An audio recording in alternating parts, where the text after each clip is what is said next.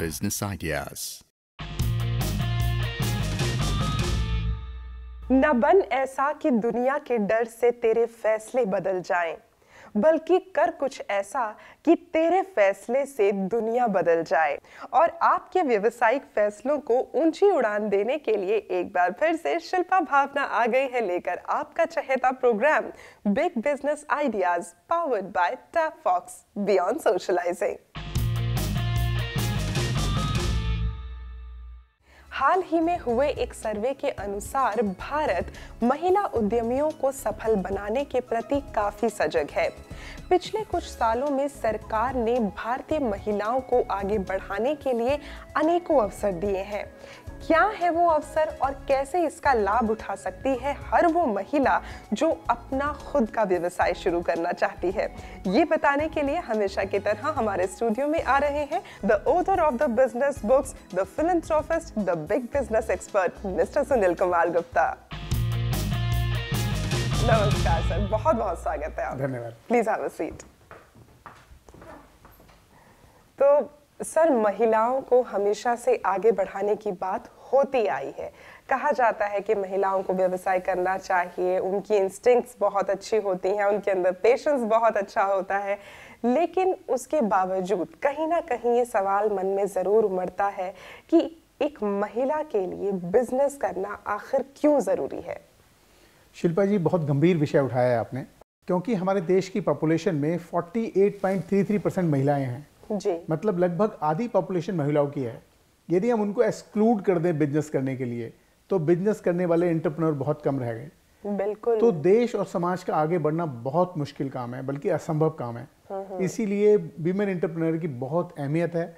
और कोई भी संपन्न देश या कोई भी देश जो संपन्न बनना चाहता है और वो चाहता है कि मेरी जीडीपी बढ़े और वो देश आगे बढ़े, सब लोगों को रोजगार मिले, वो तभी संभव है जबकि महिलाएं भी एंटरप्रेन्योर बने। करना तो बहुत ज़रूरी है, लेकिन यहाँ पर एक चीज़ जो जहन में आती है कि महिलाओं के लिए अगर हम वर्किंग एनवायरनमेंट की बात करें तो आज का जो माहौल है उसमें आप कैसे देखते हैं कि विमेन एंटरप्रेन्योर्स की क्या स्थिति है? बहुत ही खराब स्थिति है। मैं आपको एक छोटा सा आंकड़ा बताना चाहूँगा जिसको सुन के शायद आपको शॉक भी लगे कि ग्लोबल एंटरप्रेन्योर डेवलपमेंट इंस्टीट्यूट है, उसका जो लेटेस्ट सर्वे रिपोर्ट है उसने वो 77 कंट्री मतलब 77 कंट्रीज पे किया। उन कंट्री पे उसने ये सर्वे किया कि विमेन एंटरप्रेन्योर के लिए क्या सुविधाएं हैं देश के अंदर, फाइनेंस की सुविधा क्या है, उनको आगे बढ़ने के लिए गवर्नमेंट के इंसेंटिव स्कीम्स क्या हैं, उनको इन्वायरमेंट कैसा है, ईज ऑफ डूइंग कैसी है उनके लिए बिजनेस करने की। तो आपको हैरानी होगी जान के कि इंडिया उसमें 70 नंबर पे है, लगभग आखिर में। तो विमेन एंटरप्रेन्योर का ज्यादा होना बड़ा जरूरी है। जब तक महिलाएं एंटरप्रेन्योर नहीं बनेगी तो समाज भी आगे नहीं बढ़ सकती। बिल्कुल, लेकिन कहीं ना कहीं अगर देखा जाए तो महिलाएं जब एंटरप्रेन्योर बनना चाहती हैं, आगे निकलना चाहती हैं, आज का अगर माहौल हम लोग देखें, कुछ लेडीज जो एक गृहस्थी की ओर आगे बढ़ जाती हैं, शायद वो उसके बाद बिजनेस करने के बारे में सोचती नहीं है। लेकिन आज हमारे साथ एक ऐसी मेहमान है जो कि एक रोल मॉडल है उन सभी फीमेल्स के लिए जो गृहिणी होने के बावजूद अब अपना बिजनेस शुरू करना चाहती हैं। तो उन्हें बुला लिया जाए।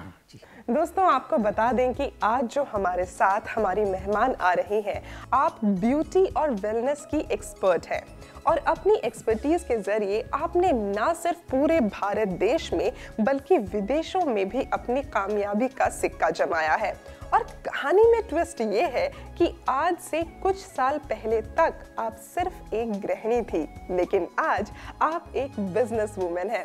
Please welcome Shrimati Rekha Chaudhary. नमस्कार जी, बहुत बहुत स्वागत है आपका। And I must say you are looking really pretty. Thank you. Please have a seat.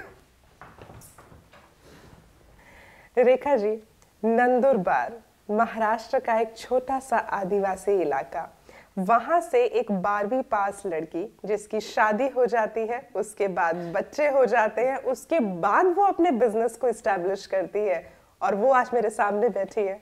कितना मुश्किल रहा आपके लिए?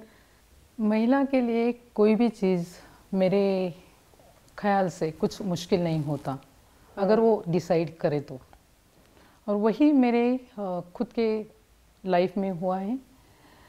एज ऑफ 14 से मेरे दिल में था कि मुझे कुछ करना है, ब्यूटी क्षेत्र के अंदर कुछ मुझे खुद का कुछ अस्तित्व निर्माण करना है जी। पर यही होता है गांव में, जल्दी से शादी या बच्चे होना, और एक स्त्री को जो रिस्पॉन्सिबिलिटी दी जाती है, खुद का अस्तित्व ही वो भूल जाती है। और वही मेरे इसमें भी हुआ। मैंने 25 और 26 के एज में जो मेरा आधा अधूरा सपना जो बचपन से मैं देख रही थी, वो कुछ कितने सालों के बाद, मेरे बच्चे थोड़े बड़े हो चुके थे, उसके बाद मैंने छोटा सा मेरा ब्यूटी पार्लर मेरे घर में शुरू किया, बच्चों के होने के बाद। और स्पा और वेलनेस के क्षेत्र में आज पूरा इंडस्ट्री को जो ज़रूरत है जी, मीन्स लग्जरी ब्रांड से लेके, कंसल्टेंसी से लेके, एजुकेशन से लेके, और खुद के स्पा चलाने, यहाँ से मैंने सब कुछ आज मेरा पूरा बिजनेस का मॉडल पूरा खड़ा किया है। पति, मैं वाकई कहना चाहूँगी कि जितनी महिलाएं आज का हमारा ये कार्यक्रम देख रही हैं, उन सभी के लिए आप वाकई में एक रोल मॉडल हैं, क्योंकि एक गृहिणी जब इस तरह से बिजनेस का काम शुरू करती है तो सबसे पहले तो घर से ही उन्हें रोका जाता है। हमने कुछ लेडीज से बात की थी, in fact I should say we have talked to some girls, उनके जहन में क्या है आपको दिखाना चाहेंगे। इंडिया में 90% वेमेंस इंडिपेंडेंट नहीं है। दे डोंट इवन थिंक कि मैं बिजनेस कर भी सकती हूँ। उनकी जो थिंकिंग है वो ब्लॉक हो गई है, and we need to open that block. यहाँ पर 100 इंडस्ट्री जो है मेरी पैनल प्रोसेसिंग की है, तो मुश्किल से 2 और 3 ladies are running this industry. We have 3 females in the organization out of 22. Approximately 50-50 आएंगे। We are almost balanced by 50-50. लड़कियों का परसेंटेज मैं बोलता हूँ 20% ही होगी, वो 15 to 20%, मगर जितनी भी है उनका परफॉर्मेंस बहुत अच्छा है। भारत में महिलाओं के लिए बिजनेस करना थोड़ा मुश्किल है। वुमेन एम्पावरमेंट हम लोग जिसके कहते हैं, वो अब तक उतने लेवल तक आई नहीं है कि महिलाओं के लिए जो ईज़ ऑफ डूइंग बिजनेस है वो अभी तक आया नहीं है। तो सुनील जी, हम बात करते हैं ईज़ ऑफ डूइंग बिजनेस की, तो भारत तो ईज़ ऑफ डूइंग बिजनेस में हमारी रैंकिंग बढ़ रही है, लेकिन क्या महिलाओं के लिए ईज़ ऑफ डूइंग बिजनेस हो रहा है कि नहीं हो पा रहा है? बिल्कुल हो रहा है। जितनी भी स्कीम गवर्नमेंट की आ रही हैं उसमें महिलाओं के लिए अलग से स्कीम्स हैं जी। साथ में उनकी ट्रेनिंग, एंटरप्रेन्योर ट्रेनिंग के लिए गवर्नमेंट ने बहुत सारी स्कीम निकाली हुई है जो एनजीओ के माध्यम से होती है जी। वो है हमारी trade related entrepreneur development skill कि ट्रेड रिलेटेड जो एंटरप्रेन्योर है, जो ट्रेड रिलेटेड उन्हें दिक्कत आती है, उसके लिए जो स्कीम है ट्रेनिंग की, वो एक स्कीम है जो कि एनजीओ के माध्यम से लागू करते हैं। मान लीजिए वो 10 या 20 महिलाओं को एंटरप्रेन्योर बनाना चाहती है और वो उनका कोई ट्रेनिंग प्रोग्राम ऑर्गेनाइज करती है, तो उस एनजीओ को सब्सिडी देती है, जो कि एक बहुत अच्छी अमाउंट की देती है। उसमें पर जितने भी एंटरप्रेन्योर आप ले रही हैं महिलाएं, उनको भी देती हैं, साथ में ग्रुप के लिए भी अलग देती हैं। बिल्कुल। तो अब जितनी भी स्कीम बन रही है उसमें खास फोकस विमेन एंटरप्रेन्योर पे है जी। रेखा जी, अभी जैसा कि हम सुन रहे थे कि कुछ फीमेल्स का ये भी मानना है कि जो महिलाओं की एक सोच है वो ब्लॉक हो जाती है, जैसा आपने कहा कि कम उम्र में शादी हो गई, उसके बाद फिर बच्चे हो गए, तो उसके बाद उन्हें लगता है कि बस यही गृहस्थ जीवन है, उसके बाद अब कहाँ कोई बिजनेस कर पाएगा। तो आपके अंदर वो शक्ति कैसे आई, या कब वो आपको लगा कि हाँ मैं बिजनेस कर सकती हूँ, और क्या सपोर्ट मिला आपको घर से उसके लिए? आपने बहुत अच्छा सवाल किया है। हर एक वुमन को उसको जो दिक्कतें आती है, वो जहाँ पे वो रह रही आजू बाजू का माहौल, या फ्रेंड सर्कल से या तो फैमिली से जी। और यही प्रॉब्लम मेरे केस में भी हुआ है मुझे भी, क्योंकि जो क्षेत्र मैंने चुना था ब्यूटी का, वो क्षेत्र को उस टाइम बिल्कुल भी अहमियत नहीं दी जाती थी, उसको इम्पोर्टेंस नहीं था, और स्पेशली जब हम इस इंडस्ट्री की बात करते हैं तो एक्सेप्टेंस नहीं था। और एक्सेप्टेंस सिर्फ वही नहीं है, उसने बिजनेस शुरू करना, उसके ऊपर और विश्वास रखना कि वो बिजनेस कर पाएगी या नहीं जी, यहाँ से भी शुरुआत होती है। जैसे कि इनिशियली जो था स्टेज कि फैमिली बिजनेस में जब इंटरेस्ट दिखाना चाहती थी, तो घर के लोगों को ही नहीं लगता था कि मैं बिजनेस कर पाऊंगी या नहीं। पर एक मेरे इसमें था, जो मैं स्पोर्टी नेचर रख के हर एक जो प्रॉब्लम्स मेरे साथ आते थे उसको हंसते खेलते मुझे आगे जाना है, क्योंकि मेरे दिल में जो एक उमंग थी, मुझे आगे बढ़ना है, मुझे कुछ करना है। वो मैंने छोटे छोटे चीज़ों से मैंने खुद को पहचाना, खुद को मैंने डाला वो सब चीज़ों में, और वहाँ से मैंने डेवलप करना शुरू किया जी। और ऐसे देखते देखते जब मैंने खुद का छोटा सा ब्यूटी पार्लर मेरे घर में शुरू किया, वहाँ से मेरी बिजनेस की शुरुआत हो चुकी थी। फिर घर वालों को उसके बाद आपके ऊपर भरोसा आ गया कि हाँ अब ये कुछ तो कर सकती हैं, शुरुआत तो कर दी है। सर अगर हम भारत जैसे देश की बात करें जहाँ पर एक तरह से जैसा अभी आपने बोला कि पुरुषों की प्रधानता है, लेकिन जब महिलाएं आगे बढ़ती हैं इस तरह से, सरकार का कितना सपोर्ट रहता है, उनकी तरफ से कितनी सहायता रहती है महिलाओं के लिए? सरकार की बहुत ज्यादा सपोर्ट है इस समय अगर हम देखें जी। यदि हम ये देखना चाहें कि जो विलेज इंडस्ट्री है या जो हमारे दूर दराज के ग्रामीण इलाके के क्षेत्रों के जो लोग हैं, उसमें गवर्नमेंट की एक बहुत अच्छी स्कीम क्वायर की है। क्वायर फाइबर होता है, उससे जो यार्न बनता है उसको बनाने के लिए हर घर में एक महिला को वो देते हैं। अगर वो उद्योग शुरू करना चाहती है उसका, तो उसमें उसको 75% तक सब्सिडी है। अच्छा। बाकी का 25% वो लोन लेती है। तो वो एक घर में एक ही महिला को दिया जाता है। वो स्कीम सिर्फ महिलाओं के लिए ही है, जो कि बहुत ही अच्छी स्कीम है। जी, तो सरकार की काफी सहायता रहती है। अगर मैं आपसे बात करूं कि आपने सरकार से क्या सहायता ली या किस तरह से शुरू किया, क्योंकि जब हम बात करते हैं किसी भी बिजनेस को शुरू करने की, जब हम घर में सबसे पहले बात करते हैं कि बिजनेस शुरू करना है, उसके लिए छोटी सी इन्वेस्टमेंट चाहिए, पूंजी चाहिए, छोटी या बड़ी, कोई भी व्यक्ति अपने ऊपर शायद भरोसा करके, specially I am talking about male, please forgive me for that, लेकिन होता ये है कि पुरुष को जब अपने बिजनेस के लिए पैसा लगाना है तो बेझिझक पैसा लगाते हैं, लेकिन घर की महिला बिजनेस करे, रिस्क ले, उनके ऊपर इन्वेस्टमेंट का रिस्क लिया जाए, ऐसा बहुत कम होता है और बड़ा ही मुश्किल होता है। आपको लोन की सहायता मिली? जैसे सुनील जी ने बताया कि अभी जो कुछ कोर्सेज शुरू हुए हैं वुमेन एंटरप्रेन्योर के लिए, ये बहुत ही अच्छी बढ़िया चीज़ हो रही है, क्योंकि एक फैमिली लाइफ से जब उसको खुद को बिजनेस में डाइवर्ट करना है और जब वो बिजनेस शुरू करना चाह रही है तो उसके सामने बहुत सारे चैलेंजेस होते हैं। फाइनेंस एक बड़ा प्रॉब्लम होता है।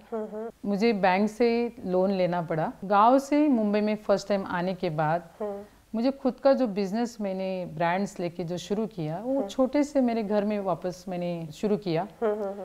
तब मैंने छोटी सी पूंजी में ही वो मेरा ब्रांड से, एक ब्रांड से मैंने शुरुआत किया। तो पहले आपने अपने घर की पूंजी को स्टेबलिश मैंने मेरे घर में किया और उसके बाद फिर मैंने बाहर कदम रखा। बैंक से लोन लिया? राइट। कितना लोन लिया आपने? लोन मैंने तब 10 से 15 लाख तक मैंने लोन लिया था। जब हम लोग बात कर रहे हैं कि एक महिला उद्यमी जब वो बाहर निकली है उद्योग करने के लिए, अपने व्यवसाय को आगे बढ़ाने के लिए, पूंजी की सहायता बैंक से तो मिल रही है, लेकिन साथ में कोलेटरल सिक्योरिटी देनी है। कोलेटरल सिक्योरिटी यानी या तो आपको अपना घर गिरवी रखना है या कोई एक ऐसी चीज आपको उन्हें देनी है जो आपके नाम पे है। लेकिन भारत जैसे देश में अगर हम बात करें तो ऐसी बहुत कम महिलाएं हैं जिनके नाम पर घर है। यही एक सबसे बड़ी प्रॉब्लम है फाइनेंस के लिए।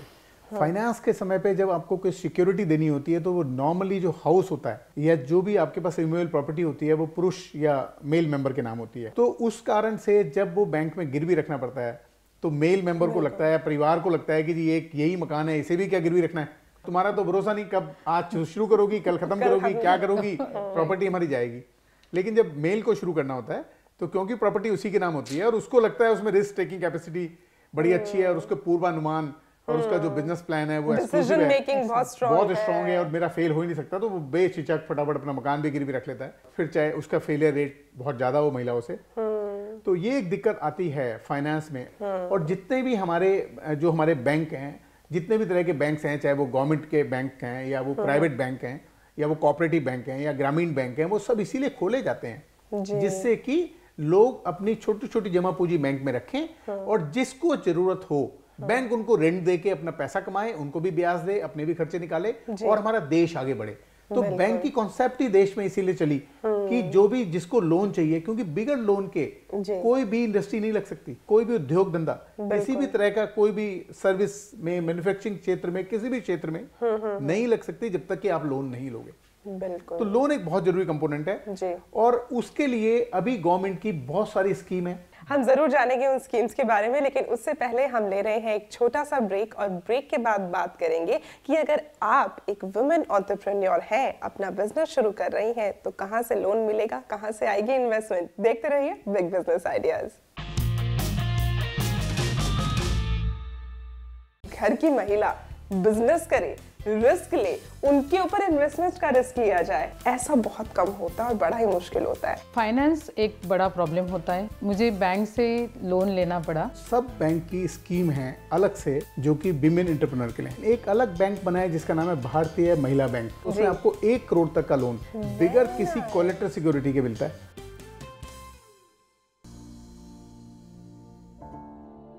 रेखा कहाँ हो? चलिए भैया। पीयू कहाँ है? पड़ोस वाले भाई साहब के यहाँ छोड़ आई हूँ। जिस लॉकर में कैश और गहने हैं उसकी चाबी भी पड़ोसी को दे दी ना। भला मैं अपना कीमती सामान पड़ोसी के यहाँ कैसे छोड़ सकती हूँ? जब आप अपना कीमती सामान पड़ोसी के यहाँ नहीं छोड़ सकते तो बिटिया को पड़ोसी के पास कैसे छोड़ दिया? आपकी सतर्कता बेटी के जीवन का वरदान है। खुद संभलें और अपनों को संभालें।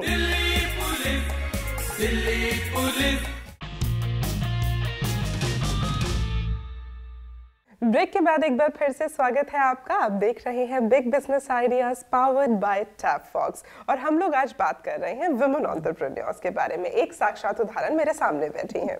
रेखा जी, आपने जब ब्यूटी और वेलनेस के एक क्षेत्र में कदम रखा था, कहा जाता है कि जब आप इस एक क्षेत्र में आते हो, थोड़ी सी ग्लोरीफाइड इंडस्ट्री है, तो उसके लिए आपको अंग्रेजी आना बहुत जरूरी है, जो जिसे हम कहते हैं एक हाई स्टेटस सोसाइटी का रहन सहन आना बहुत जरूरी है। और आप तो एक आदिवासी इलाके से आई थी, कैसे मैनेज कर पाए? ये बहुत ही बड़ा सवाल था मेरे सामने भी। और आज मैं अगर पीछे मुड़ के देखती हूँ तो मुझे खुद के ऊपर ही मुझे ताज्जुब लगता है कि मैंने मैनेज कैसे किया। छोटे गांव से आके सिटी में फर्स्ट टाइम मैंने कदम रखा था। और सिटी में आने के बाद तो ये मुंबई की महानगरी जी, माया नगरी उस क्षेत्र में मैं एंटर कर रही थी या उस क्षेत्र में मैं आगे बढ़ रही थी जो क्षेत्र कम्प्लीटली ग्लैमरस इंडस्ट्री है।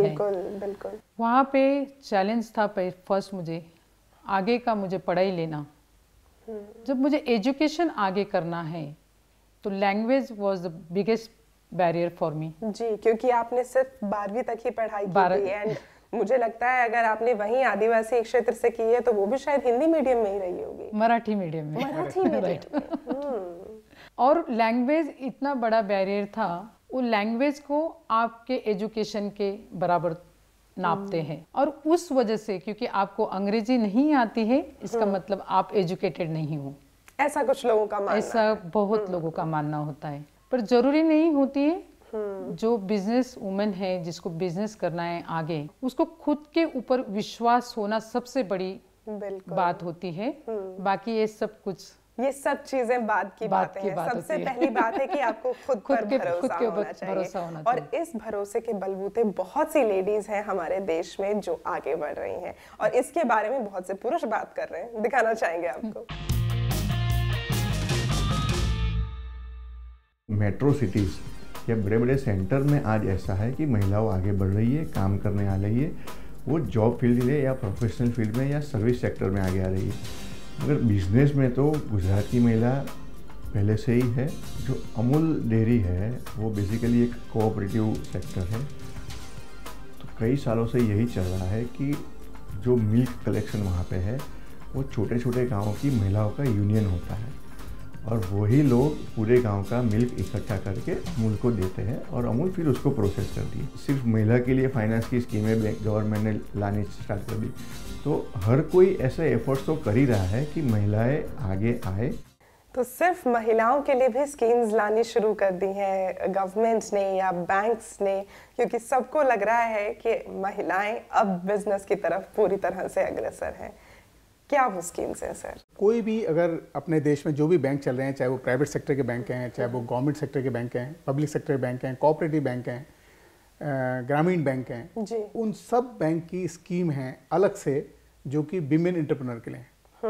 लेकिन एक अलग बैंक बना है जिसका नाम है भारतीय महिला बैंक। 2013 में चालू हुआ है ये। तो इनकी कुछ स्कीम है जो कि बहुत अट्रैक्टिव है, मैं जरूर बताना चाहूँगा जिससे कि आपके शो के माध्यम से सब महिलाओं को फायदा पहुंचे। उनकी पहली एक स्कीम है जिसको हम बोलते हैं श्रृंगार। जैसा नाम से लगता है तो आप इससे रिलेटेड कोई भी इंडस्ट्री लगाते हैं, ब्यूटी से रिलेटेड कोई भी इंडस्ट्री लगाते हैं, वेलनेस की, ब्यूटी की, श्रृंगार से रिलेटेड कुछ भी लगाते हैं तो उसमें आपको 1 करोड़ तक का लोन बिगर किसी कोलेटरल सिक्योरिटी के मिलता है। उसके लिए उन्होंने MSME मिनिस्ट्री से अपना टाई अप किया हुआ है और उसमें रेट ऑफ इंटरेस्ट भी बहुत कम है, लगभग 12% है, और उसमें साथ में आपको मार्जिन मिलता है कि 7 साल में आप उसकी रीपेमेंट कर सकते हैं। वाह। ऐसे ही भारतीय महिला बैंक की एक और स्कीम है जिसका नाम है अन्नपूर्णा। ओके, यानी कि आप अगर फूड की इंडस्ट्री से रिलेटेड है, इसमें दोनों में देते हैं, यदि आप फूड इंडस्ट्री में या किचन इक्विपमेंट में, जो कि अल्टीमेटली उसी में काम आते हैं, उसमें भी 1 करोड़ तक का जो लोन है वो बिगर किसी कोलेटरल सिक्योरिटी के मिलता है। इसमें रीपेमेंट पीरियड जरूर कुछ कम है, लगभग 3 साल का है, वो इंडस्ट्री वाइज है। और जो लोन का ब्याज है वो 12% के लगभग है। तीसरी स्कीम है भारतीय महिला बैंक की जिसको हम बोलते हैं परवरिश। परवरिश जैसा नाम से लगता है डे केयर। यदि किसी भी तरह का आप डे केयर सेंटर चलाते हैं या परवरिश या किसी भी तरह का हेल्थ केयर यूनिट चलाते हैं तो उसमें भी आपको 1 करोड़ तक का लोन, जिसका रीपेमेंट 5 साल में होता है और जिसका ब्याज लगभग 12% है, बिगर किसी कोलेटरल सिक्योरिटी के मिलता है। तो ये 3 बहुत महत्वपूर्ण योजनाएं हैं भारतीय महिला बैंक की, जो कि सभी महिलाओं के लिए हैं, सिर्फ महिलाओं के लिए हैं, सिर्फ महिलाओं के लिए, और ये बहुत ही खास है। आपसे रेखा जी अगर मैं बात करूं, आज आप एक मेट्रोपॉलिटन सिटी में आ गई हैं जहां पर आकर आपने एक बहुत बड़ा नाम कमाया है इस इंडस्ट्री में। अब जब आप वापस अपने गांव जाती हैं, क्या आप कुछ और लोगों को प्रेरित करती हैं इस इंडस्ट्री में आने के लिए, कुछ और लड़कियों को, कुछ और रेखा चौधरी को जिनके जहन में शायद ये सपना है लेकिन पूरा नहीं कर पा रहे हैं? जरूर। एक्चुअली मैं बहुत सारी रेखा चौधरी ढूंढना अभी ऑलरेडी शुरू कर दिया है मैंने। गांव में बहुत बड़े पैमाने में मैंने स्कूलिंग का सिस्टम अभी चालू किया है, जो international schooling, beauty and wellness के यही क्षेत्र में मैं उनको अभी एजुकेशन देना शुरू कर दिया है। Very nice. और सभी को ताज्जुब हो चुका कि इतने छोटे विलेज में इतने बड़े पैमाने पे और इंटरनेशनल स्टैंडर्ड के एजुकेशन देने वाले स्कूल वहाँ पे क्यों ओपन हुआ, फर्स्ट ऑफ ऑल। और सेकेंड चैलेंजेस था स्टूडेंट वहाँ पे लाना। पर आपको सुन के ताज्जुब होगा कि मेरे स्कूल में कम से कम 2000 स्टूडेंट्स ऑलरेडी एनरोल हो चुके हैं। बच्चे ऑलरेडी वहाँ पे एजुकेशन ले रहे हैं। और ये क्यों हुआ? क्योंकि वहाँ के जितने भी महिलाएं थी उन सबको हमने काउंसलिंग किया। उन्होंने देखा एक रेखा चौधरी एक छोटे गांव से जाके आज मेट्रोपॉलिटन सिटी में ही नहीं 25 देशों के साथ काम कर रही है। और ये देखने के बाद उनके खुद के अंदर की रेखा चौधरी आज खड़ी जिंदा हो गई है। On that note we are going to take a break. Break के बाद जवाब देंगे उन सवालों के जो आपने हम तक पहुंचाए हैं। Stay tuned.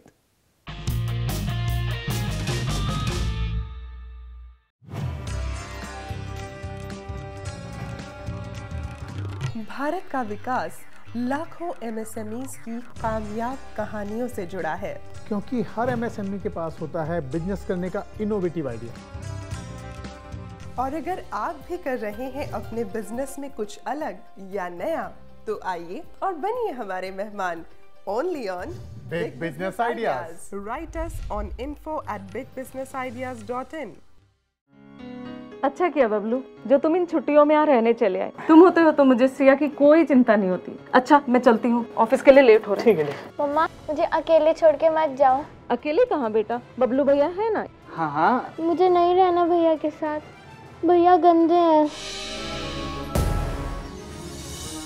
बेटी की सुरक्षा के लिए परिचितों या रिश्तेदारों पर भी सोच समझकर भरोसा करें। दिल्ली पुलिस। एक बार फिर से स्वागत है आपका। आप देख रहे हैं big business ideas powered by Tap Fox beyond socialising. और अब वक्त आ गया है हमारे दर्शकों के सवालों के जवाब देने का, जो कि वो मेल्स के माध्यम से और ऑडियोज के माध्यम से हम तक पहुंचाते हैं। पहले मेल के सवाल हम लेना चाहेंगे।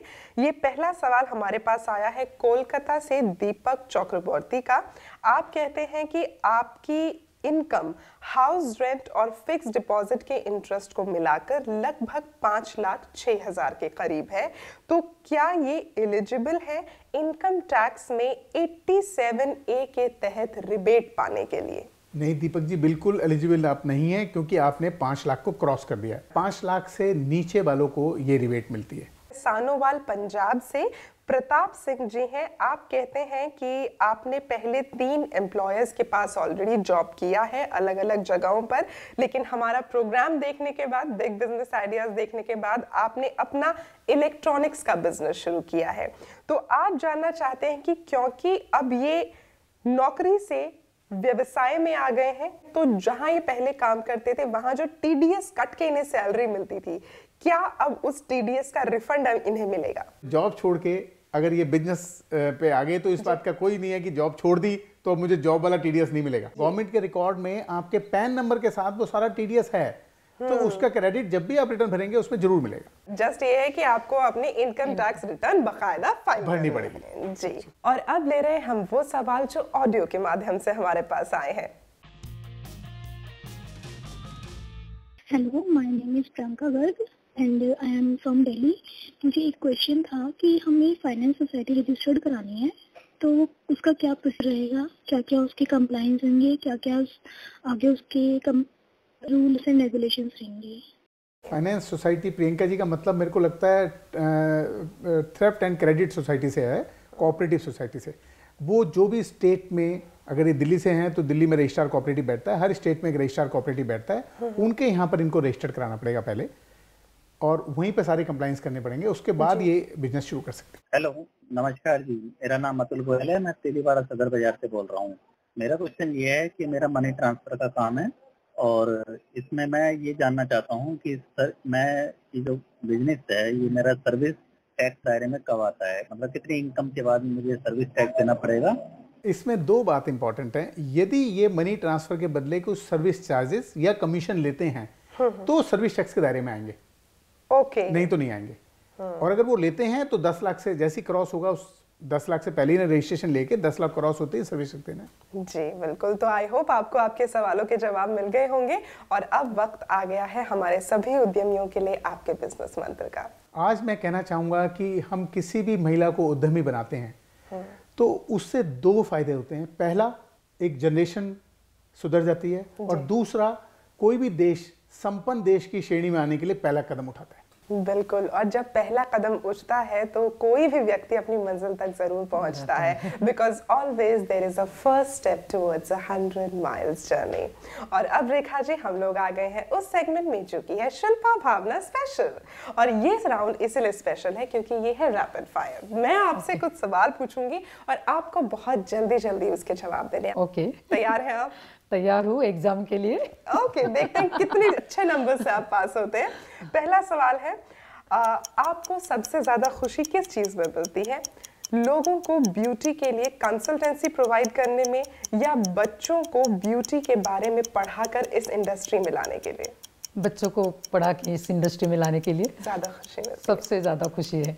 महिलाओं को बिजनेस करने के लिए सबसे ज्यादा जरूरत किस चीज की होती है? आपको अपनी प्राथमिकता बतानी है। Investment, business partner, family support या एजुकेशन? सबसे पहले है इन्वेस्टमेंट, फिर family support, okay, business partner, then education. Okay, very nice. ये आपका आखिरी सवाल है, but you have to be very quick. आपको बताना है कि किसी भी महिला को अगर सुंदर दिखना है तो उसे क्या करना पड़ेगा? सेल्फ कॉन्फिडेंस डेवलप करना पड़ेगा। वो सेल्फ कॉन्फिडेंस चेहरे पे दिखता है। ब्यूटीफुल। और मैं कहना चाहूंगी कि आप वाकई में विनर रही हैं, बिकॉज आपका कोई कॉम्पिटिटर नहीं था, सर भी नहीं। So we have this beautiful gift for you from Big Business Ideas. Thank you so much for coming here.